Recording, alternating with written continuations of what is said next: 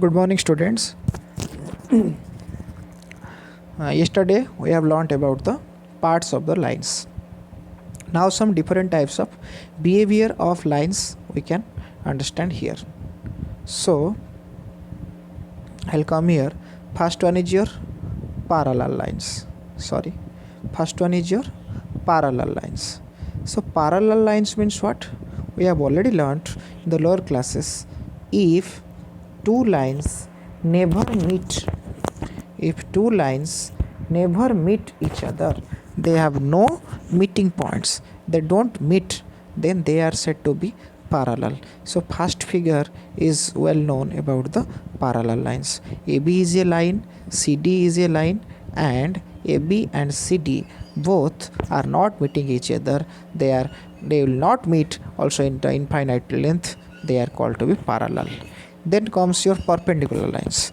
So when two lines form a right angle at the point of intersection, when two lines make a right angle at the point of intersection, then they are said to be perpendicular to each other, and they are said to be perpendicular lines. So when two lines form a right angle with each other by meeting at a single point, they will meet at a single point, the final, but they will make a 90 degree at that place. They are said to be perpendicular lines. Then comes your transversal line. Transversal line means any two lines you just draw, they may be parallel, may not be parallel. Another line you draw in such a way that the new line will intersect other two lines in two distinct points. What is the definition? Any two line you just draw, they may be parallel, may not be parallel, and you draw another line in such a way that that new line intersect other two lines in two distinct points. Distinct means different points. Then only the new line is said to be the transversal for the previous two lines. In the third figure, the red color is meant for the transversal, and the black two line colors are meant for the other two lines. So that is written here. When a line intersects other two lines at two distinct points, it is said to be a transversal. So it is very easy to remember that parallel line, perpendicular line, and transversal line. Then let us skip to the next part.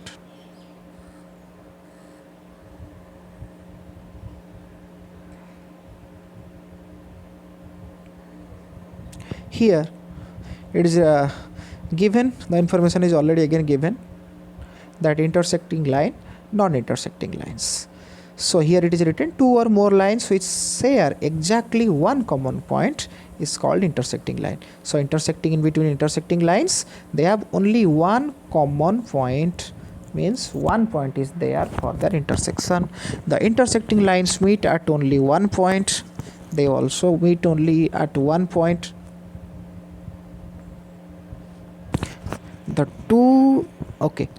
No two straight lines can meet at more than one point. Yes, it is the fact that no two straight lines will meet at more than one point. The lines that meet at more than one point are not straight lines. At least one of them is curve. If two lines meet at more than one point, both are not straight lines. They may be a curve. One may be curve. If I will draw it, it may be a straight line. Another line I am drawing, 2 points are coming, so it may be a curve. If I will do, I'll tell you another thing. Two lines, this is here, this is a line I am drawing, another line I am drawing on it. This is a line L, this is a line M. So both are two lines. One is completely lying on another line. Line M is completely lying on line L. It may not be completely, I am just telling one line is falling on another line. So this type of lines are called coincident line. What type of line? A coincident line. So it is also another case. If not possible, then this line, another curve is there. This may be more than one point. They are intersecting each other. Okay. Then come to the next part, non-intersecting line. So non-intersecting line means one thing just you remember, that is parallel line. They will never intersect each other. They will never meet each other. Two or more lines that do not intersect are called non-intersecting lines or parallel lines. So they are always at the same direction from one another. They are always at the same direction, and the distance between the line is always constant. The perpendicular distance between the line is always constant. Next part. Now comes the angle formation. So how the angles are formed? You have seen many type of figures, many type of situation where the angles are formed. Let us take the example. That figure we have already seen here.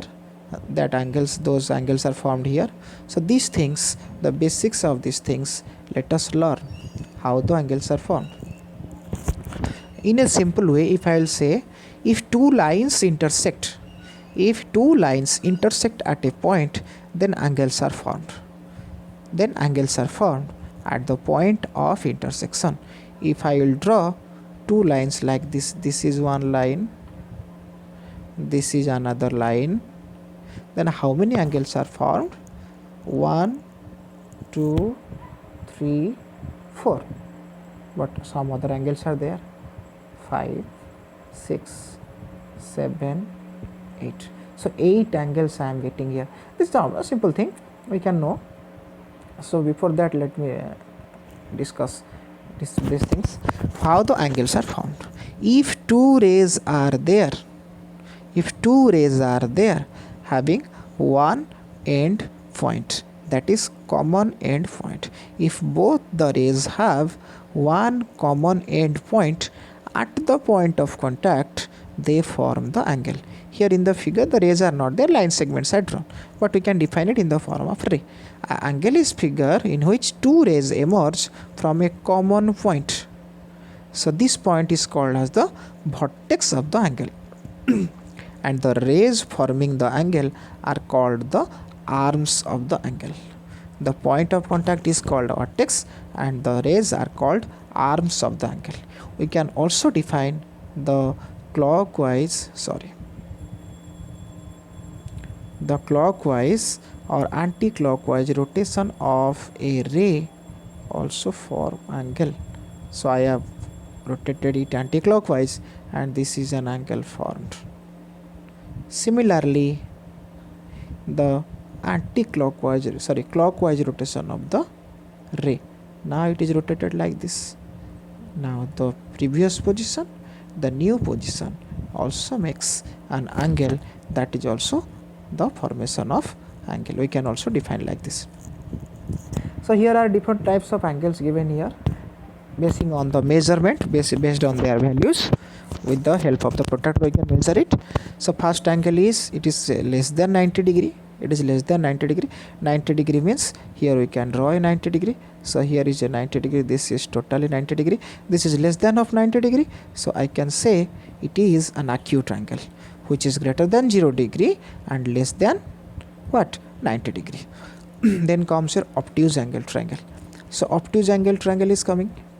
Obtuse angle is coming. Sorry, I mistakenly told it is triangle. It is only angle. So obtuse angle is formed how?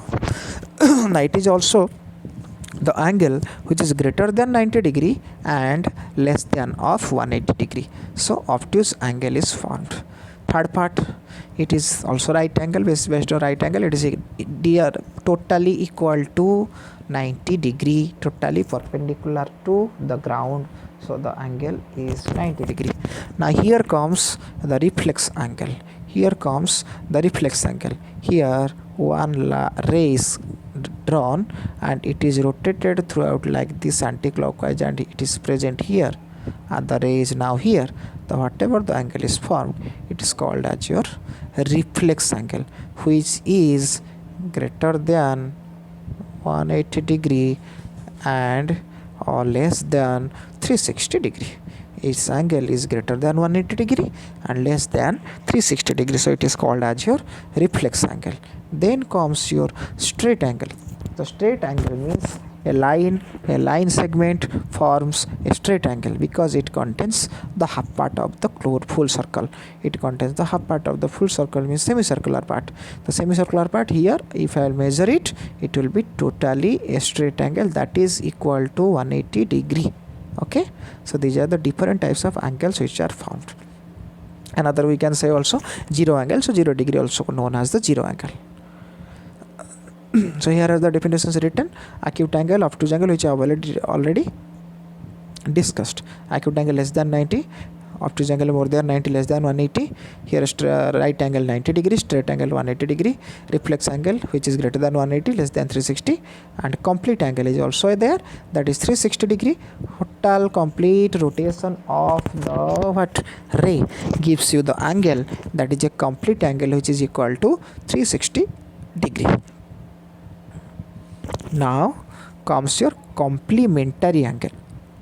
So what is complementary angle? You have already learned in standard 6 the complementary pair and the supplementary pair. So complementary pair means if two angles are given to you and the sum of the both the angles is equal to the right angle, that is 90 degree. If I'll add the two angles, if I am getting it as sum of only 90 degree, then both the angles are said to be complementary pair. So example we can take, that is written 60 degree and 30 degree. So 60 degree and 30 degree are complementary pairs because their sum is 90 degree. So similarly 45 degree and 45 degree are the complementary pairs. Similarly 50 degree and 40 degree are the complementary pairs. Similarly 25 degree and 65 degree. Okay, 65 degree. They are also complementary pairs because their sum is 90 degree. So likely you can find out the complementary pair. If I will give you the angle 31 degree, what will be the complementary pair? Now just 90 minus 31. You will get the complementary angle. Similarly supplementary. If I will add the angles of these two, that is sum of the two given angles, if it is 180 degree, they are said to be supplementary pair. That 90 degree was complementary pair and these are supplementary pair if the sum is 180 degree. Here one is written, the 120 degree, 60 degree, 30 degree, 150 degree, these are the supplementary pairs. If I will add them, I will get the sum as 180 degree, so they are said to be supplementary pairs. Then comes your adjacent angles. Adjacent means when two persons are sitting adjacent to each other, what does it mean? There is no gap in between them.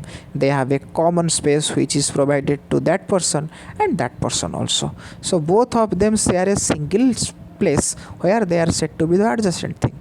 So adjacent materials are kept adjacent to each other means they are kept at a place where there will be no gap in between the bodies. Similarly here also adjacent angles, if there will be no gap in between two angles, they are said to be adjacent. So when there will be no gap? If they have one common arm. So one common arm will be there which will be a part of the first angle and the second angle also. Just you observe the first figure. Here the adjacent angle. Here this middle line, suppose OA is common for the angles AOB and AOC. AOB angle, AOC angle, both are the two angles, angle 1 and angle 2, but OA is common in both of them. So AOB and AOC are said to be the adjacent angle of each other. So simply two angles which are formed opposite to each other when two lines intersect at a common point or vertex, that is vertically opposite angle. After that it is written here adjacent angle is written two angles which have a common side and a common vertex. Here O is the common vertex, OA is the common arm. Here I have written A, so OA is the common arm, and both the arms, other two arms, are present opposite to each other. They will be at the two sides of the common arm. That is, if it is OA, the OB and OC will be at the two sides of OA. So this is very easy to remember. Then part is coming here, vertically opposite angles. So vertically opposite angles means two angles which are formed opposite to each other. When the angles are totally opposite to each other by the intersection of two lines. When the angles are formed present opposite to each other by the intersection of any two lines are said to be vertically opposite angle. Okay, so in vertically opposite angles, both the opposite angles have common vertex, Okay, so in the second figure, here AB line and CD line are intersecting each other at point O.